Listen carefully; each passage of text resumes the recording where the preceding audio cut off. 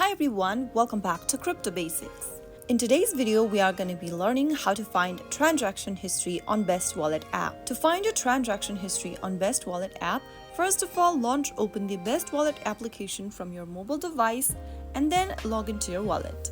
Once you're inside the home page of BestWallet, go ahead and tap on the Trade button at the bottom of the screen.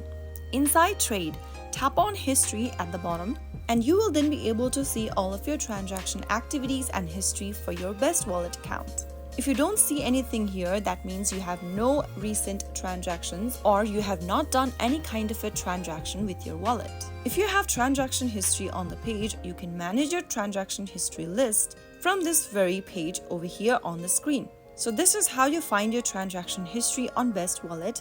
I hope the tutorial was helpful to you. If it was, go ahead and give us a thumbs up. Don't forget to subscribe to the channel by hitting the subscribe button. Press the bell icon so that you'll never miss another upcoming upload from us. I will be back again in the next episode. Thank you for watching.